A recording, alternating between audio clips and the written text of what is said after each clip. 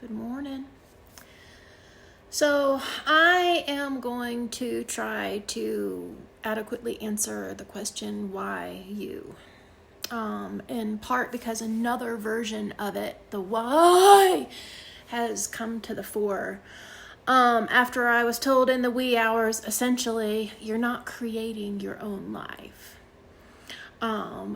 It's being created for you. And y'all, it's a bitch. And it goes against the common grain. It goes against, it's like this close to the lowest common denominator of I don't know what. But essentially, I'm narrating a blog post from last year. So if this video is just too long for you because I can't do it in 2 to 3 minutes, just read that. So there have been 2 questions in the past 16 years that have stuck with me. The first was God's when he showed up in the kitchen in 2008. How will you define yourself? And not with that tone. It was how will you define yourself? And back then, my response was a saucy, foul language-filled one. That was essentially, I'm just fucking Ingrid. And that still seems right to me. But there are others in my world who remind me all of the time that that's not the case. And the second question was from a deputy district attorney I worked with a couple of years ago. He asked me one day, just straight up, why you? And I was like, and bless him, he's one of those people who can hold space for whatever this is. And it was entirely acceptable, even expected that it would be incorporated into our work discussions. It helped that he's Native American. It helped that he has had decades of his own unusual life paths and experiences, including a role as a federal prosecutor, that he has a variety of faith experiences and is fully aware of the different iterations of the medicine way. And he only blinked once when I began sharing my experience around missing and murdered Indigenous women. I said over lunch, I need to tell you something. And the only thing he ever said about it was, are you sure you're supposed to be telling me this? And I was like, I don't know, I'm telling you anyway. So last year, I spent a couple of uninterrupted weeks sitting with his question, and I thought maybe answering his would help me answer God's. How will you define yourself? And annoyingly enough, the two didn't actually meet. Still haven't met in the convenient way that I'd hoped for. Because, what about this could possibly be convenient? Mostly the truth is, and I have never really asked why me. Why? Many times, more times that can be counted. But why me hasn't been part of my processes as an adult or a child. And Tom's question intersected with a host of old ones saying that it's time for action, it's time for speaking. And I figured if I could define myself through why me or why you, it could help me somehow speak to other people, to y'all, in a way that might offer understanding, or an understandable foundation for folks to open into me, for me. And I'm going to try not to ramble the best I can. I've actually scripted this out, but there's storytelling here that doesn't fit in this socially acceptable 2 to 3 minute attention span. So grab a cuppa or go have a pee now, because it's a little long. So I didn't know that I hear prayers until October 2013. I had followed my first directional vision that said, you're going to this place in Connecticut. And the woman whose doorstep and guest room, Airbnb room, I landed in, she just happened to say while we were trying to figure it out, I prayed for this 3 weeks ago. I prayed for you, but I didn't know it. And we were both like, it can't be that simple. And in the early days of all of this, there are these conversations repeatedly, enough that I began to trust that what I was in was divinely guided. However, the travels between October 2013 and January 2019, I pretty much forgot all of that. I saw what I saw, had the visions. I went to where I was sent, and then I did the thing, whatever the thing was, rinse and repeat, mile after mile after mile after mile. And so I forgot, because of the mile after mile after mile after mile, that I was hearing prayers. I was responding. I was the answerer of a prayer. I forgot because I ended up in places where I wasn't wanted, or whoever it was didn't want me, or wanted me because they were confused and angry and frightened, because I'm showing up in a variety of places of Indian country, and I'm clearly melanin challenged, and I'm moving in the man's way, the man's medicine way. And it also didn't occur to me back then that the ground, or beings connected to the ground, would actually pray or could pray. And so I was just focused on the next mile, this basic survival of wondering where food and rest and gas and car parts would be available, that I couldn't see beyond what I was directly experiencing. And so because I forgot the fact that I hear prayers of it, I forgot the sanctity of it, what it really literally means to literally hear, and have delivered through the rage and the anger and fear and vulnerability and sheer desperation and exquisite beauty of someone else's faith and hope for a future that's saved for God's ears, the things they don't tell anybody else. But my travels were such a hard road, and it was one of those things that I never considered not doing, because I couldn't. Even though I couldn't see past my own nose, I couldn't not do it. It's just like the painting now. I had to do that to be able to feel like a human being, a real one. I bitched, I cried, I cursed, I marveled, I was in awe a lot, but I couldn't say no. That internal pull, the propulsion to trust and follow, could not be ignored. And I pushed through each time, praying my own prayers, and mostly believing that they'd never be answered.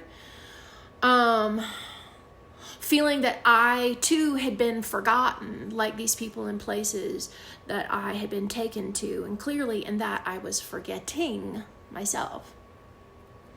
However, that first striking reminder of the power of prayer thing was in February 2018. By then, I'd become fully enmeshed in this hot mess of missing and murdered Indigenous women that I call the fuckery in the American desert. Clumps of hair were falling out. Visions were exacting and exact. And I'd had so many practical world encounters with asshattery from federal and local law enforcement that I was just done. I was thoroughly, absolutely, to the bone, done. I'd told all things 3 years beforehand, use me now or take me, because this is killing me. And by February 2018, I was ready to assist in the process. I had nothing more. And I've described to a few people that if I was out of the body, maybe I could do something differently, and others would pay attention. And it's true that that did cross my mind, but it's more honest to say that for so many reasons, I was suicidal. I was just fucking done. I had made a plan. I was settled into it, grateful for it, and I went to bed. I laid down and I closed my eyes, and she, the mother, his mother, Our Lady, showed up front and center, halo an entire being, beaming like nothing I had ever seen, and I had seen some shit. Now, she'd been a regular visitor for 3 years. But I'd never seen anything like this, the emanation of her. And in this experience, she was more than any idea of like lightness or light itself within form. So she stood in front of me, her hands together, her eyes wide open, not asking, but begging, beseeching, praying to me to stay, and said, please don't go, please don't give up, please don't go yet. And behind her, hundreds and hundreds and hundreds of other female figures also haloed, just glowing, hands together, repeating, please. And I just lay there. I lay there and I couldn't cry. I was so numb. I wasn't even really capable of awe. The only thing I knew to do in the moment was to nod to them, to say, fuck me, to myself. And I rolled over and went to sleep, already knowing I could not say no to her. I could not say no to every iteration of her that stood before me in that same space of honest vulnerability, desperation, and exquisite beauty of faith and hope for a future. It took me months of being out of the thick of the danger to settle back into Montana, to connect to that experience of the lady in mass, in all of her iterations, to the singular visions I'd been receiving since 2015, in which a female figure without defined facial features, though always brown-skinned, even if that skin was bark, walked to me with an infant or toddler-sized child, lifting and offering this child up with a singular message of save her. Please save her.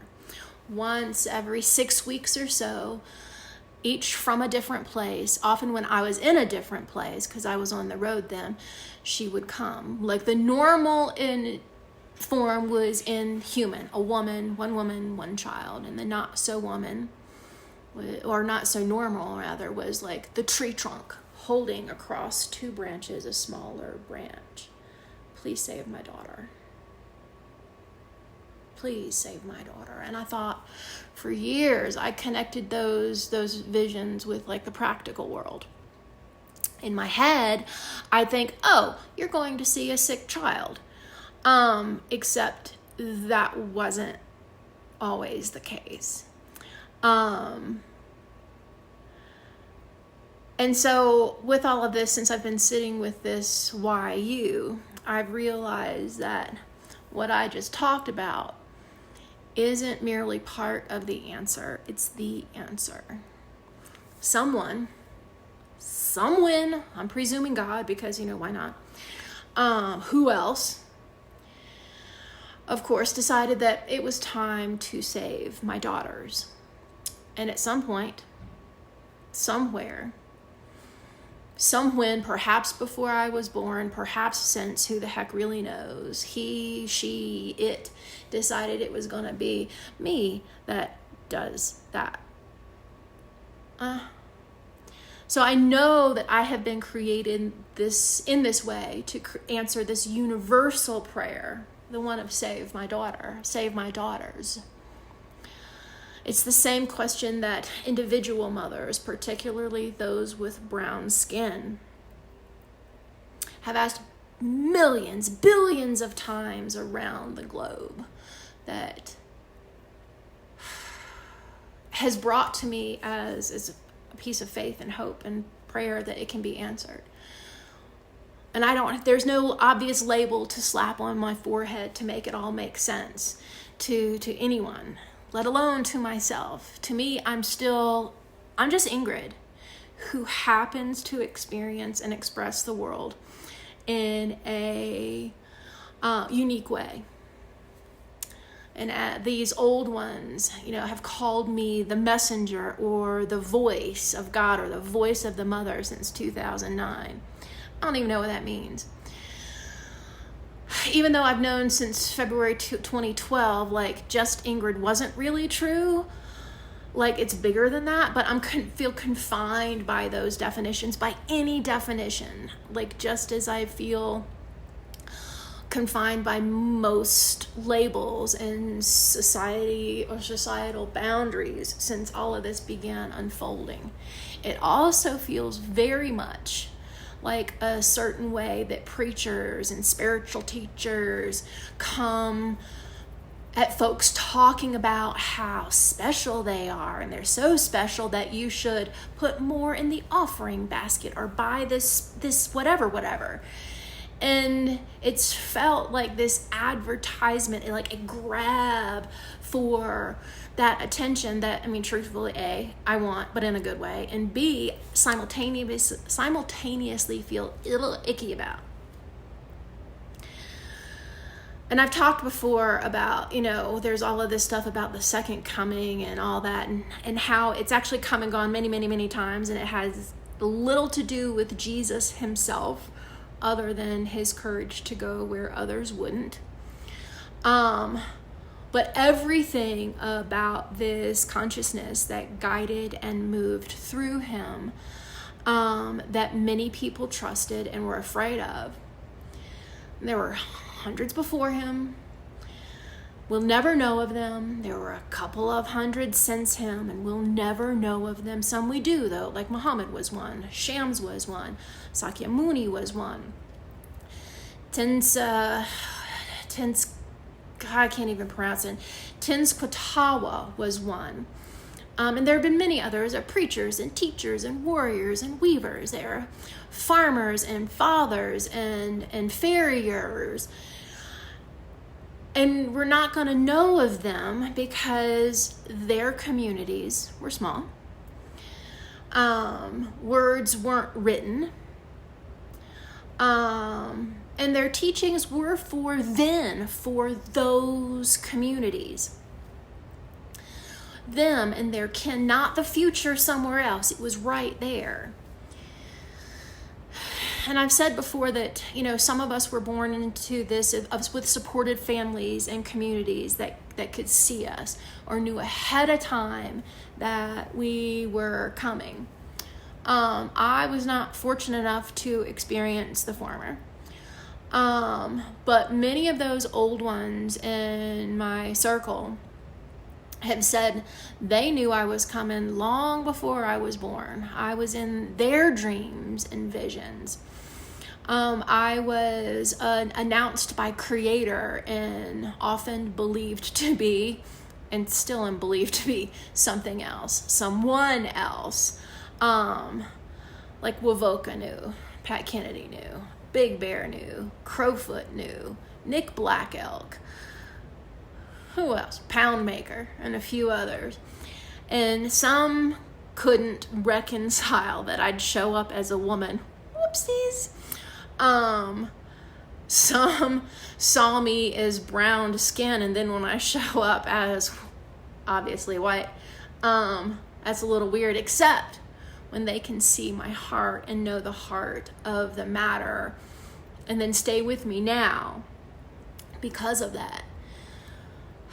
There's this school of thought that says we humans chose to be this way in these lives, that we have signed a contract to do whatever we're sent to do, we're supposed to do. And I don't subscribe to that. Like the idea that the universe like conforms to our ideas of bureaucracy absolutely boggled me. I think though that those who are this way at some point agree to be God's tool. This mechanism for this energy, this catalytic energy. I think we believe when we're alive and breathing and kicking and screaming in the midst of life, and must consciously and consistently make the choice to give ourselves over to something larger than our ideas of self, our ideas of control, our ideas of being safe, no matter our faith or doubt. And though most of my conversations with Jesus and Shams and a couple of others lean like toward more practical matters, like not why me, it's where's the money coming from? What is true? Where is the breathing help? Life stuff. It's clear that this conscious choice to engage in the work, whatever it was meant to be, is meant to be for each one of us, was the sacrifice. That's the work. It's the choice to live outside of social norms and relationships, annoyingly, mostly alone, but with the singular focus of whatever the work we're called to do. I still bitch, but there's this thing in me that just knows that I can't deny it. I can't deny it or him or her or however it shows up, and that I, as an individuated being, am not in control. Though it's been shared in more ways than one, no one can tell you how to do it. They're telling me how to do it. I have called God a motherfucking asshat, knowing that I am not judged for it, all the while knowing that I cannot say no. There is not a cell within my body or process within my psyche that can deny him or those whom he works through. I don't know if that grammar was correct. Like ancestors or the ground, the water, trees, and so much more. It took me until September 2017 when I was sent to the desert to begin understanding how I was going to be used. I'd had in my head that I was going to be the healer with a capital T and the capital H. And I mean, I'd spent 7 years curing illness with my hands, bleeding the medicine into the ground, onto stone, and singing things awake and breathing calm into chaos in like the biblical way. And so I thought that was the way it was going to be, that it should be, it would keep on. I didn't think I was born into this, still don't think I was born into this. I know I was born for it now, however it turns out. And these old beings and other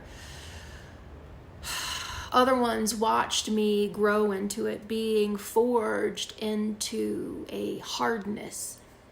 Strength, maybe. I don't know.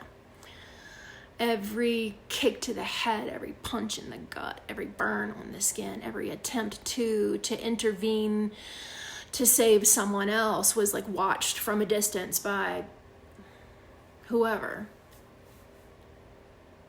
I didn't know it then, and there's a separate story to share about how I learned all of that. In fact, I already did. It's in a video or two ago. But somewhere in the being born, somewhere in the being molded. And now there's clear awareness I've been specifically made to address this specific aspect of MMIW and the ripple effect that it brings about the end of sexual trafficking for women and girls and their murders to it that are attached to it globally. And I used to be really confused about this idea of being a messenger because I didn't have a message. You know how like the preachers and teachers do, right? So like when God yelled at me, speak, back in 2015, I was like, I had nothing to say. What do you want me to say? I was just pissed that someone would demand me speak to the shooting at the Charleston AME church. And my response, in the same tone that I was approached with, was, what the fuck do you want me to say? Tell them not to kill each other? Like, duh. But it was only in the summer of 2022 when I was sent to the National Cathedral after a string of visions that I learned the message is whatever your heart leads you to. He said to me, the power of your truth is hope that the greatest love is real. Like, can you imagine? He dropped that bomb in my lap along with other things that made all of this, whatever it is, real. Made it real, made it solid, made it meaningful in the long haul kind of way. Go to the lightness when appropriate. Go to the fight when appropriate. Always in presence. Always in peace. Allow yourself to be held, guided. Direction is not confinement. It's where freedom lies. You are the presence of God and need not ever feel pain again, but what you have inside you must be felt. Humility and confidence aren't far from each other. Take nothing for granted. Take it all as a gift. Paint like you mean it. Move like each step is new. Allow, receive, see the gifts. See the gifts, the glory of trust and faith and freedom. Hold your own loosely. And so here we are. And I'm only working with what I got. Like this internal sense of not being my own. Over 15 years worth of spiritual and gnarly human experiences that would make anybody else crap their pants. A full knowing of my true north right in here, and capacities, and an understanding that I could be wrong. So why me? Because it's time, because I'm stronger than most, because I'm more sensitive and perceptive than most. I can carve through gobs of mountains of bullshit and hear and answer prayers and fight with the best of them. I can trust the absolute goodness of the ground and God and just know somewhere, somehow, this focus on missing and murdered Indigenous women and what comes from it creates the ripple effect that saves her daughters. How all of this intersects with belief systems is something I may never fully understand. I can't understand why a Navajo alien slayer sees me as his brothers, and why those older than even him from a plethora of other traditions also hold me as child of the water, while he will shout in my ear at 5 a.m., bro, like I'm some dude. I don't know why part of this unfolding is being the memory keeper, or how I get the memories from here to out there, to whom and where they belong. Like, I've never asked for any of this. I've never sought any of this. There's no manual for it.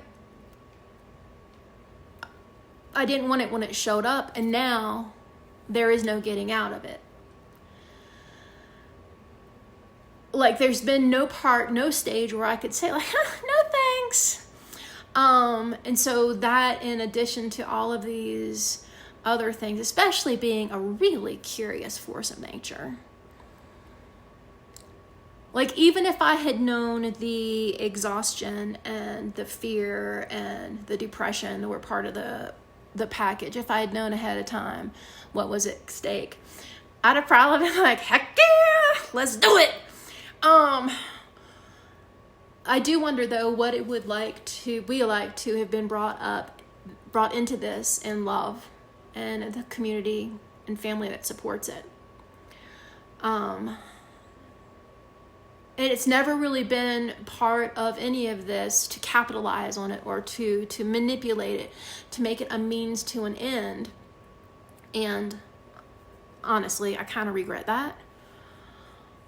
And I really can't know for certain that if my interpretations of these things are entirely whole or correct. I do know that I'm, at some level, not just Ingrid. That the not just, there's been a few hundred more couple actually, which this universal consciousness uses to create dramatic change and to remind us people that there is something called the greatest love. I know now that I've been created and molded into this for this specifically. I don't know how to be it. Like, I don't actually know how to be, except to keep putting one foot in front of the other. I have no center in the way that others understand it and try to convince me that that's a root. Like, there is no way to contain this expressiveness. When I try to do it like the practical world way, I'm devastated.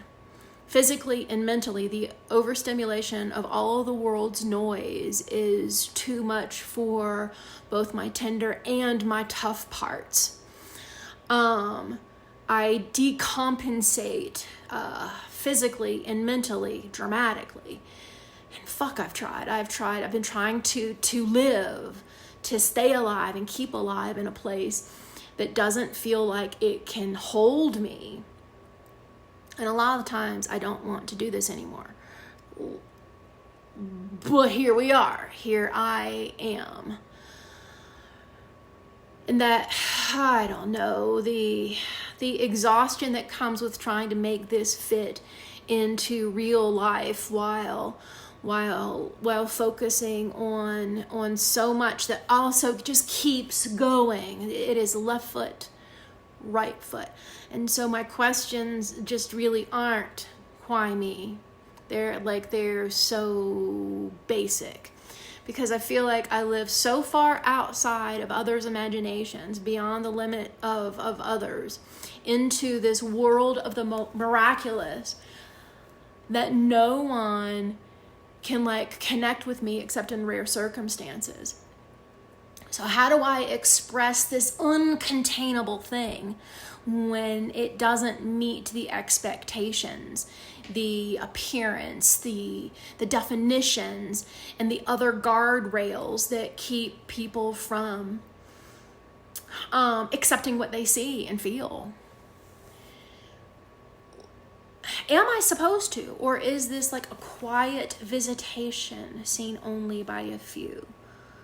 I don't know. How do I live being tied to this physical world without belonging to it? To no one really in the practical lived world. How does one live? How do I live without belonging to anyone but God? How do I express need when it can't be heard or met by others? And how does one live without really living in the way they want to feel and the way they feel they were meant to? Or is this the way that I'm meant to? Like, how do I know these things? How do I trust that? How do I earn a living when out there pummels every aspect of me? Is it possible to walk away from whatever this is? Should I? When do I get to drive the damn truck? By the way, that's a reference to me and Georgia O'Keeffe. That's in the most recent past video. Like, is all of this real and right and true? How do I know for sure? Can I know for sure? And since I can't really ask those questions, I keep putting one foot in front of the other while hoping I don't screw it all up. So like these days, I send information where it needs to go. I just put it out there to law enforcement, intelligence agencies, and I trust and hope, because I don't want to be embarrassed. I paint like a mad woman, and I try to figure out how to do the life stuff in a way that won't leave me feeling beat up. And so, like, I know history is going to create a story around all of this. People do that. And someone will create a why that is more grandiose, more aligned with the comfort that comes from maintaining myth or archetype or something else that sounds more true. Until then, though, it seems like it's breath in, breath out, and learning to move without a convenient definition, no like special name. Though some ancestor 2 nights ago popped in to share with me, well, you're the finder. And I'm like, okay, so that's like really, that's factual. But that's really uninspiring, unsexy, and largely feels like focused on the lost keys. And like, how do I do all of this with keeping other people comfortable, or do I, even my own self? How do I do this, be this instrument of change, of love? And so I'm saying it this way now, because she tells me to, she's telling me when, she's told me how, she's told me now. And I'm guessing that's big. I can't even guess. I just know that if I don't follow, then I feel like shit. I don't like to feel like shit. So God says I do. And it's why I've been focused on missing and murdered Indigenous women for the past over 8 years, how it affects Indigenous communities globally, and how its relationship to how we define the value of them, or the lack thereof of women and girls in society. And I began making a public effort to change systems that are involved with the disappearance of women and girls for purposes of sexual exploitation, and their murders when they are no longer deemed useful for that purpose. When, like, what's between their legs loses value, or their own push for freedom causes a threat to the perpetrators. And so here we are. I can't be sure why me. I can't be sure about a whole lot of anything. Probably the most honest answer I have to damn near any question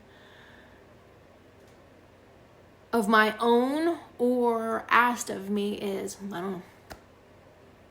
And then left foot, and then right foot, and left foot, and right foot. Temper tantrum, cry, beg, left foot, right foot. Laugh hysterically, because y'all, some of this is absolutely absurd. Anyhow, the cat is crying to go outside. So, I'm gonna go. Till next time. Bye-bye. Peace in, kids.